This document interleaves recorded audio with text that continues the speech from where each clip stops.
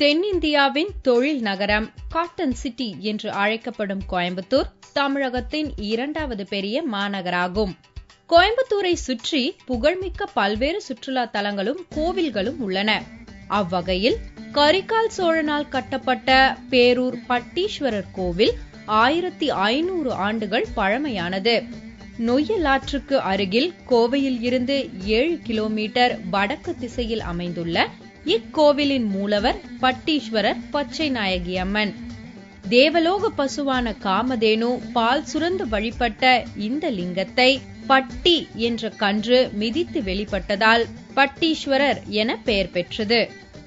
இங்குள்ள நடராஜருக்கு 10 முறை அபிஷேகம் நடக்கிறது. இது இக்கோவிலின் சிறப்பம்சம். இக்கோவிலுக்கு சென்று வர கோவை மாநகர பஸ் நிலையத்தில் இருந்து பஸ்கள் சென்று வருகின்றன. அதேபோல் முருகனின் 7வது படைவீடாக கருதப்படும் மருதமலை 837 படிகளுடன் அமைந்த மலைக்கோவில். இங்கு முருகன் சுயம்பு மூர்த்தியாக பக்தர்களுக்கு அருள்பாலிக்கிறார். கோவையில் இருந்து 13 கிலோமீட்டரில் அமைந்துள்ள இக்கோவிலின் திருத்தேர் மிகவும் பிரசித்தி பெற்றது. ஆடிப்பெருக்கின் போது நடைபெறும் விசேஷ வழிபாடு குறிப்பிடத்தக்கது. 500 அடி உயரத்தில் அமைந்துள்ள இக்கோவிலுக்கு மலையடிவாரத்தில் இருந்து மினி பஸ் வசதி உள்ளது. கோவையின் மிக பழமையான கோவில்களில் முக்கியத்துவமானது கோணியம்மன் திருக்கோவில்.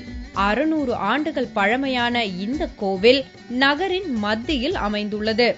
அடர்ந்த காடுகள் நிறைந்த கொங்கு நாட்டை இருளர்களின் தலைவன் கோவன் சீர்படுத்தி ஆட்சி புரிந்ததால் கோவன்புதூர் என்று அழைக்கப்பட்டது.